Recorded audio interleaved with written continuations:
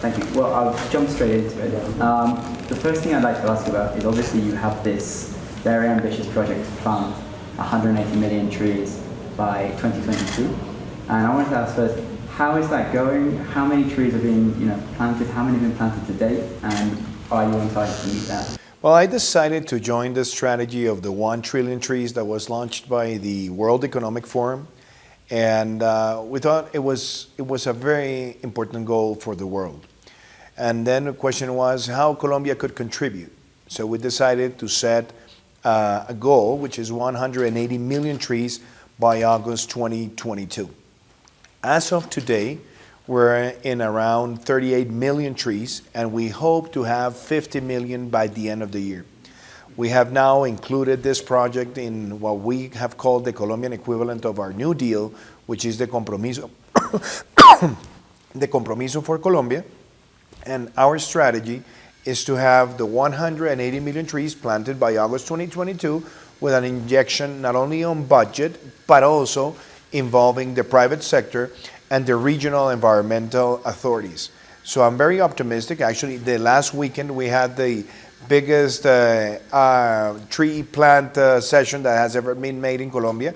We planted more than 1.4 million trees on the 12th of October, and very, very motivated that we will reach the goal. Okay. I've seen some estimates that suggest that per hectare there will be roughly 600 trees, something like that. So that should be around 300,000 hectares of trees planted. Obviously, in 2018 and 2019, Colombia lost just over 350,000 hectares to activities connected with deforestation.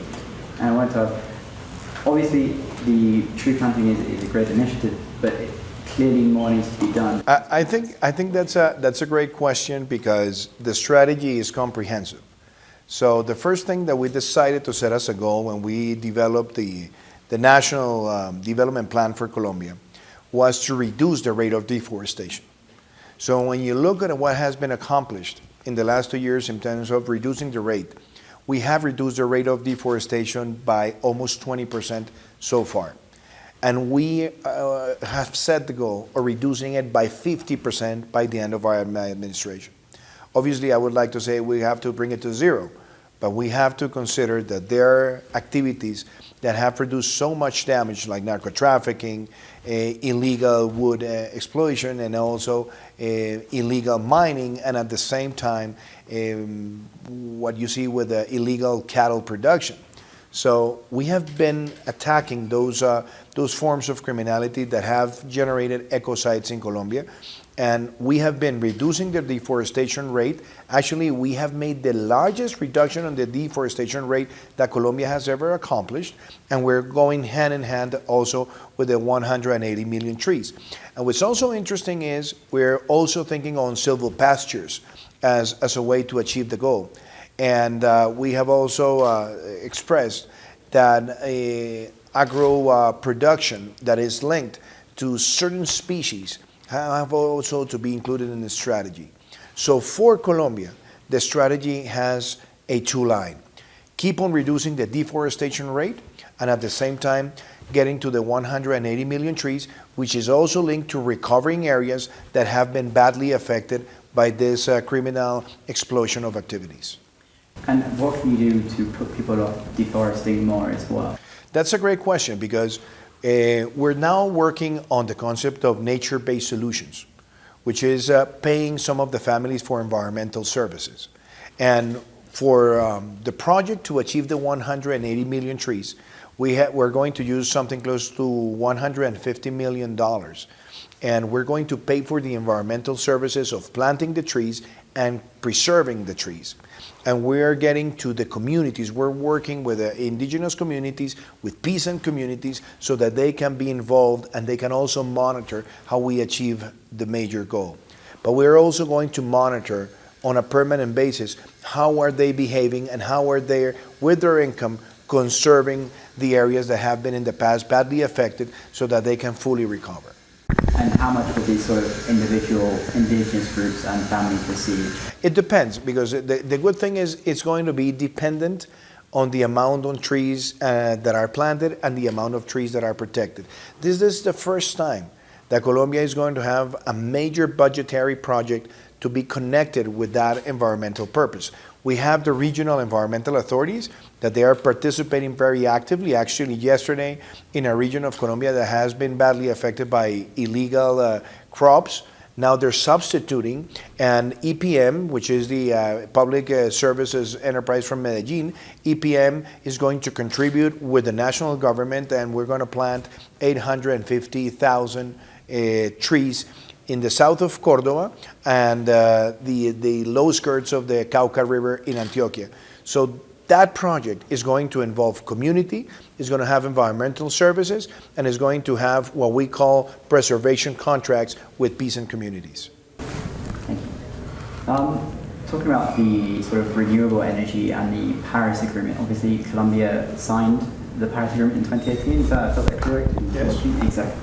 So one of the things I wanted to ask, with the sort of raft of projects you have for renewable energy and things along that line, why must fracking be an option in the country? Why? Well, the interesting thing is, let me go first to the comprehensive environmental strategy, because I have been an environmentalist by definition for a long time. Even in the times when I worked at the IDB, I was a promoter of the Sustainable Energy and Climate Change Initiative. And when I came to government, I said that the strategy needs to be bold. And by that, let me begin with the first thing. Colombia has now 0.4% of all the CO2 emissions annually and globally. But, as I have said, we have to behave like if we were the number one emitter of the CO2 emissions. So the first element, how do we expand the non-conventional renewable energies? When my administration began, it was 0.1% of the energy matrix, and we're going to leave it in 10%. That means we're going to pass from less than 60 megawatts to more than 2,500 megawatts just in this administration.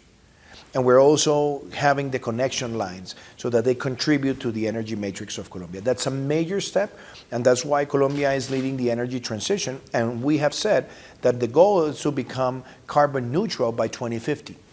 The second element of the strategy, clean mobility. So we approved the electric vehicle bill so that we also, based on the expansion of non-conventional renewables, we also make a big bet in clean transportation. The third element, which is also very important, quality of air. So even in the transition that we're making, when we're thinking about the constant sale of fuels in cities, we want to reduce at the lowest historical levels the particulate material, and we have achieved it so far in most of the cities in Colombia. We're also working on the circular economy policy with the reduce, reuse, recycle mantra and producing, conserving, producing. And we have also said that the Leticia Pact, the protection of the páramos, and at the same time involving an eco-economy so that we can have SMEs that connect sustainability with the daily production, all that is going to make Colombia become a leader. Now, on your specific question on fracking, what we have said is that any decision has to be based on science and on evidence. That's why instead of what happened before in Colombia, where there were simply approved projects that used fracking, what we have said is we're going to have pilot research projects so that we can evaluate how those projects behave in the usage of water, how they have an impact on seismicity, how they have an impact on different soils, and only based on the evidence that comes out of that research project, we will make further decisions. That's a responsible way to approach. Why? Because Colombia has a multiplicity of energy sources, but they all have to be aligned with the concept of sustainability. And even countries that we have admired, because they have been leaders in the green economy, they have also undertaken processes for non-conventional oil fields, but they have done it through a scientific process like the case of Canada. So what we have said is the environmental community, the people that are in the energy sector, they all worked in a mission, and they said the right way to approach this is with the pilot projects of research so that we take the right information, and only based on that we will think on further decisions. So last year, Global Witness published a report that found that the next decade's worth of oil and gas investments, some $4.9 trillion, was incompatible with the Paris Agreement. Do you think that it would be better for Colombia to skip the fracking process? Is fracking something that's... I think there's a lot of, there's more political debate on the subject than on a real analysis on how Colombia has developed the energy matrix. Even when we think about oil and gas, most of the production that we have in Colombia, which is around 900,000 barrels per day, they are mostly onshore. And mostly they are conventional oil fields. The next big thing that is taking place in Colombia is not even the non-conventional oil fields, it's more offshore.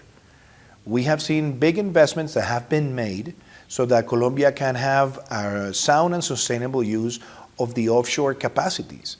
And that represents an opportunity for Colombia. Colombia has oil reserves for something close to 7 years.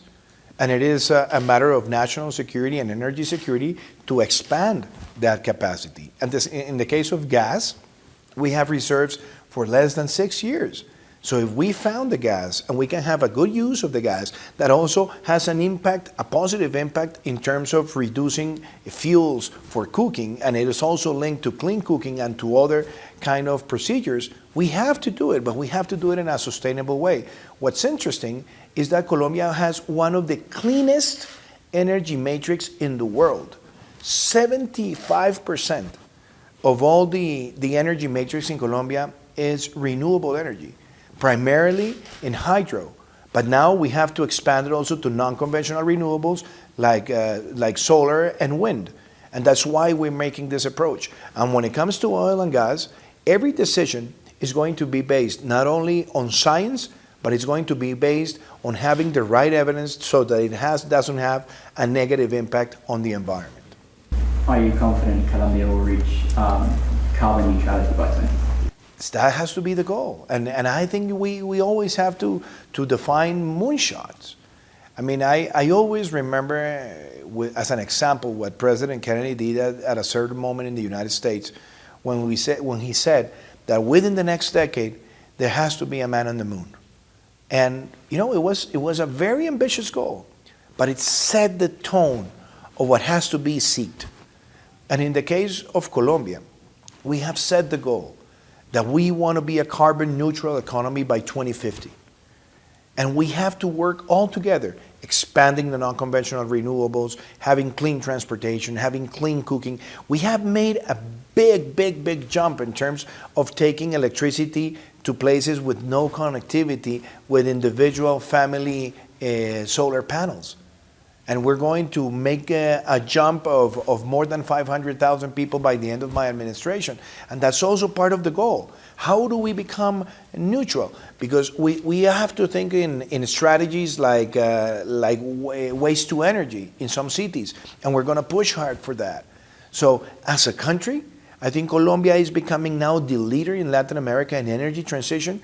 And I want that strategy to succeed so that by 2050, we are a carbon neutral economy. Referring back to the Pacto Leticia that you mentioned earlier, obviously this year is the second year that we've seen fires raging through Brazil and in other parts outside of the Amazon as well in that country. And I wanted to ask, do you think Brazil is doing enough as part of the Pacto? I have to say something. In my humble opinion, what we saw in 2019, I think it got to a highly politicized debate. The issue of the fires are very complicated for the countries that have lived with those fires on a permanent basis. We have seen fires in Australia, we have seen fires in California, we have seen fires in the Amazon. In the case of Brazil, just the Amazonic area of Brazil is almost 3 times the area of Colombia. How can you prevent on a permanent basis that you won't have fires? It's very difficult because the fires are a permanent threat. Now, what can be done, what is being done in the Leticia Pact is to have a better coordination to prevent them And if they take place, to attend them. That means to mitigate them. Because when we saw the fires in 2019, we also saw fires in Bolivia, and we all had to send resources and support the countries to face the circumstance. Now, what can we do on the prevention side? Definitely, we have to be very tough on illegal crops. We have to be very tough in illegal wood production. We have to be tough in illegal cattle development, and we have to be very tough in illegal mining. Because if those areas are deforested, they will be very propense. It will be very easy to have in those places, due to the deterioration, the rising of fires. And the Leticia Pact makes a big compromise to prevent those things to happen. And how do we prevent them? With the payment for environmental services to peasant and indigenous communities, thinking on a clean economy, paying for planting trees, and recovering soil that has been lost due to many causes. And I'm very optimistic that it has been raised to a presidential level. And I am also very optimistic that President Bolsonaro in 2019 and in 2020, he has signed all the compromises of the Leticia Pact. And I think Brazil is also putting a new injection of funds and purpose to the OTCA, which is the Amazon Cooperation Treaty Organization. And I think raising this to the presidential level is what is making this not only visible, but what is attracting private sector resources to complement the efforts that have been done by governments. Regarding the payment for reforesting services for communities and families living in the Amazon, speaking with authorities in Meta earlier this year, they mentioned that there were armed groups that were sort of offering 5 million per hectare to be torn down and planted with coca. I wanted to check, this initiative, is it going to be competitive in making sure that families... I think that's a great question, and it also allows me to say something. When we think about cocaine, and when we think about coca crops, we also have to be conscious that they represent an ecocide. For every hectare of coca that is planted, almost 3 hectares of tropical forests are destroyed. And the world needs to know this, because it's not just fighting an illegal economy. It's also fighting an illegal economy that by its own nature is producing a major ecocide to the world. And I think we all have to reject that. Because if we only think about the cartels and the smugglers and the people who are in the streets selling grams of cocaine, and when we think about the people that are protecting the illegal crops, or people that are supporting the access to some of the chemicals, well, that's the value chain. But what's also interesting is that before the value chain is enacted, there's an ecocide that has taken place. So rejecting cocaine, rejecting drugs, rejecting illegal crops is also rejecting a major ecocide. And that has to be understood by the world. And I'm also making that case on a permanent basis, because that's part of the destruction that we have seen in the Amazon basin, in not only in Colombia, but in other countries. Obviously, some groups use chemicals to destroy parts of the Amazon to start planting coca. And sometimes these chemicals are the same as has been proposed to be used in aerial spraying. And is there not a danger in aerial spraying that the overflow will damage the surrounding Amazon quite severely? Well, the interesting thing is that some of the chemicals that are used to producing cocaine are pretty much different than other products that have been used as pesticides. And in the case of Roundup, for example, and glyphosate, what we have always said is that those chemicals are used on legal crops on a permanent basis, but they are used responsibly, and they have to be used responsibly.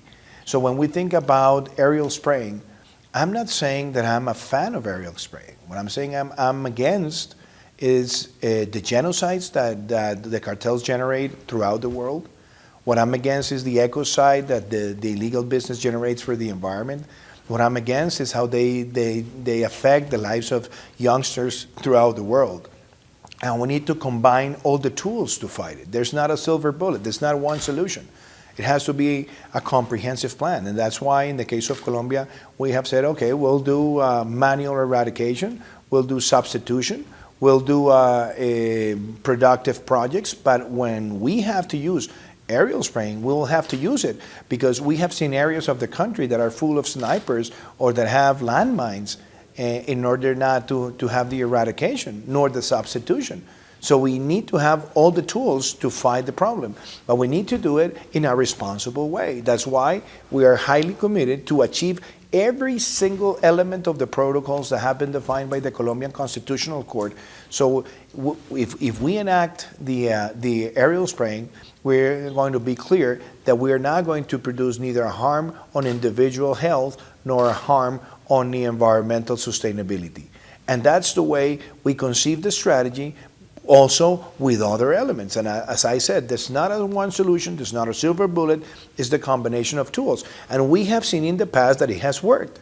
When we evaluate what happened in Colombia between 2000 and 2012, Colombia had a reduction from 180,000 hectares to less than 60,000 hectares. And when the program was stopped, between 2015 and 2018, it spiked in an exponential way, passing from less than 60,000 to more than 200,000 hectares.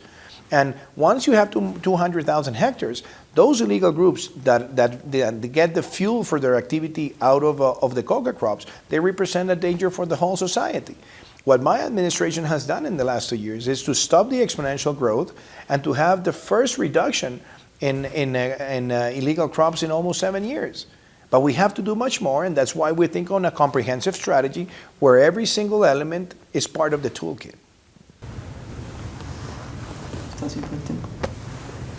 One last question would be, so obviously with the Global Alliance to Protect the Paramos, you launched it in the last UN meeting, and I wanted to sort of check, how is Colombia going to defend those areas from international business interests? Obviously that's quite a... What is interesting is, first we have to recognize that high altitude ecosystems or paramos are a treasure from nature. Colombia has 50% of all the world paramos. So when you think about high altitude ecosystems, think about Colombia. 50% of them are in this country. The largest paramo in the world is in Colombia, the Sumapaz paramo. And it has endemic species that are unique. So we need to protect them. And we have a paramo legislation that no business development of large scale can take place in defined paramos areas. But we also have to recognize that there are communities and families, thousands of them, that live within those ecosystems, and they have lived in those ecosystems for decades. And they have small cattle production, they have small agriculture production, but we need to get those communities to think in the concept of sustainability. And we also have to define the concept of paying for environmental services to protect the paramos. And that's why we're calling the private sector, the Global Environmental Fund, and other mechanisms to participate in that concept of protecting the paramos. Because protecting the paramos of Colombia, due to the water cycle, we're also protecting the Amazon. Because those two ecosystems are connected in the water cycles. And it is very important for the world to acknowledge that these ecosystems exist. People are not so much aware of what a paramo is. People don't know much about a frailejón, which is an endemic unique species of a tree that captures water, that is so important for the water cycle. So with this strategy that we have launched, first we're gathering attention from the governments, and we unify the message and we unify the strategy, but at the same time we make a big call to businesses, to governments, to donors, to multilateral institutions, so that we are all aware that by protecting the paramos, we're protecting biodiversity, and we're also protecting areas like the Amazon. And something that we have also launched. This is a strategy that we have called it biodiverse cities. And it's how cities must understand the water cycle, and the protection of ecosystems, either high altitude, coastal, or onshore, or close to certain tropical forest environments, so that it's clear that even when we think about development, the structural defense of biodiversity plays a very important role. And that's the kind of strategy that Colombia is getting involved in.